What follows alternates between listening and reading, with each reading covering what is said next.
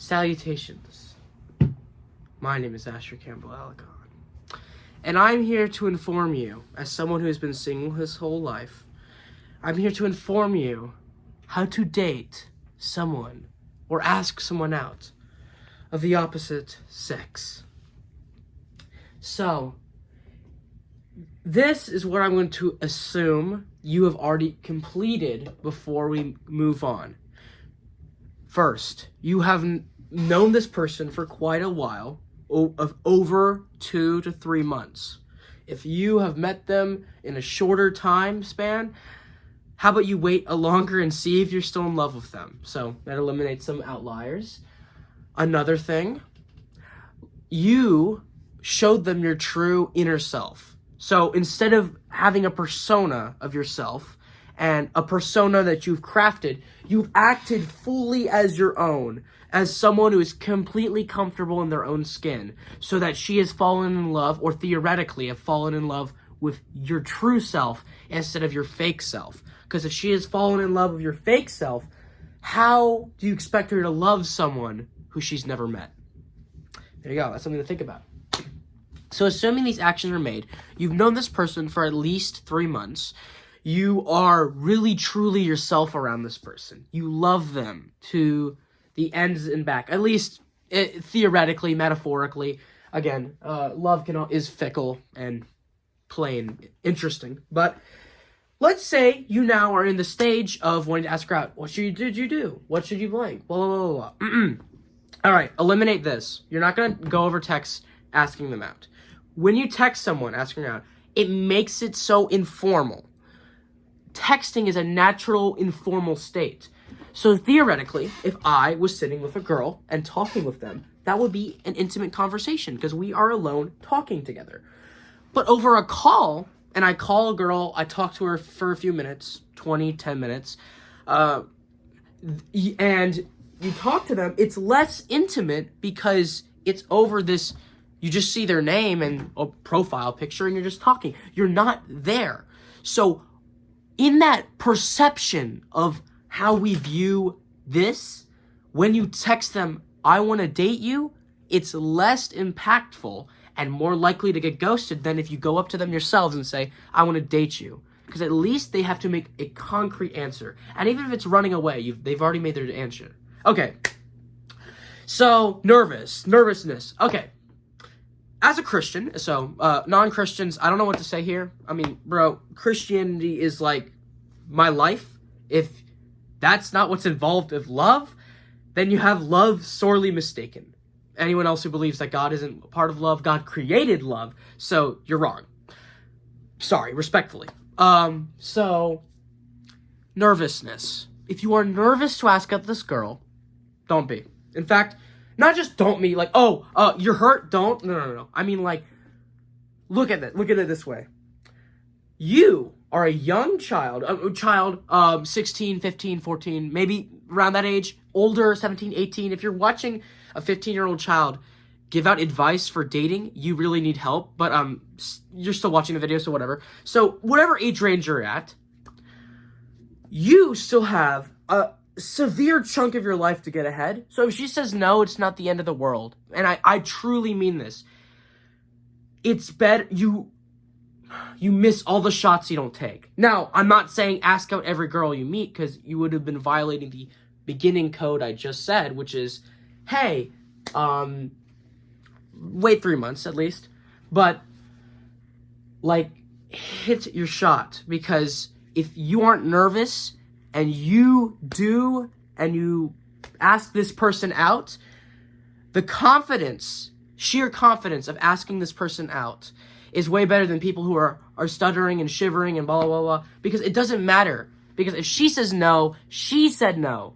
But there's so many other people out there, it does not matter if this specific person you met says no.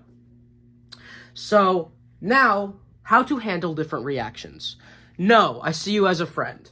Completely treat them as a friend and move on. Do not bring this subject up again because they have wanted to keep your friendship, but also, hey, they're not interested in you. And that's completely fine because besides, they obviously don't see that amazing smile of yours. So, I'm just saying.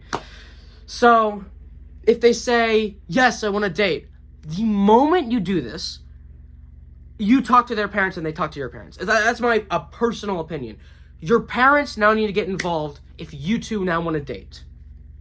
Okay?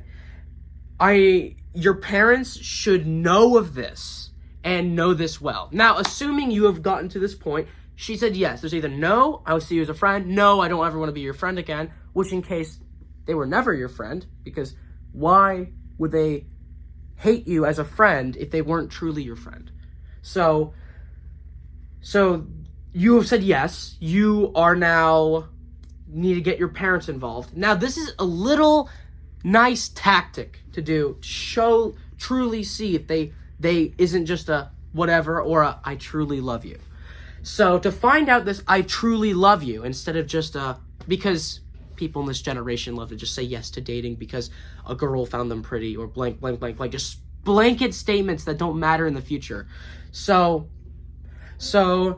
basically, now for a month straight, you both need to not say anything about this relationship, and other than your parents knowing and you knowing, and you privately go to date someone, for a month straight, no one needs to know. So example, if you guys break up in a week, no one would have known. No drama surrounds this, no nothing.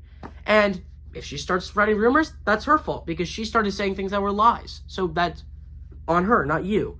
So after a month, let's say you try dating in that month span. To ask out a girl, you need these 3 things. You need to basically be able to drive a car or transportation, money, because you should be paying for the date. If you're a guy, if you're a girl, you don't need, in my opinion, girls do not need to pay for the food, period. Just period. Unless you guys kindly agree to split the check, split the meal, the guy should be paying for the food 100% of the time. There's no area in my mind as a Christian, you shouldn't be paying for this. You are the leader of the family, so you pay for this food. And if you aren't rich enough or aren't have enough money to pay for a meal or blank, then I don't think, why are you dating if you can't even provide for your woman? So go out, get a job, do something productive, and have a bankroll before even asking a girl out. My opinion. So, and now what on this date? First off, if you're acting like yourself, there shouldn't be a problem with talking. So there's no, what if she doesn't like, she liked you back. There's no problem with this.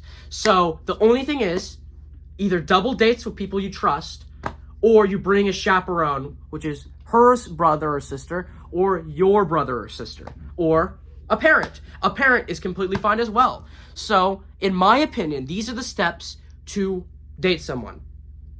You do not need to change your appearance, yourself, your personality, for you are great just the way you are.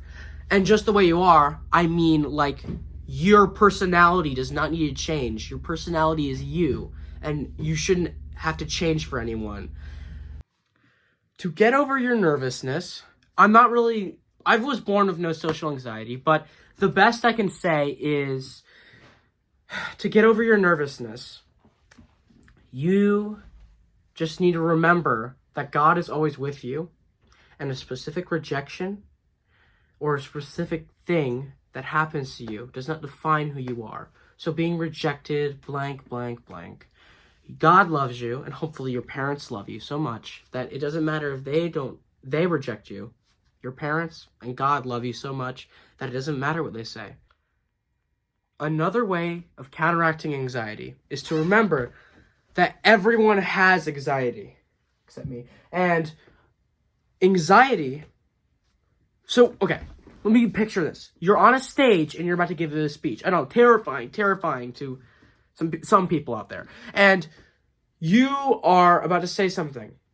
Most people, and I looked at this in psychologically, most people are so afraid of being up there themselves that they're not worried about the mistakes the person up there makes, because they would be there too.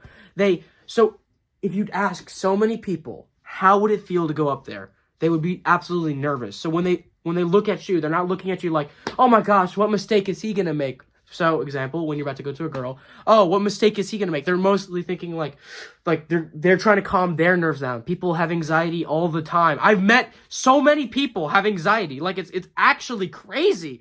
Like it's as someone who like has basically zero anxiety, it is insane how much everyone has it. So it's crazy. So just remember, everyone else, if they all have it, they're not focusing on what mistake you're making. They're focusing on, am I looking okay? So if most people pay attention to themselves more than others, because humans are naturally selfish creatures, then guess what?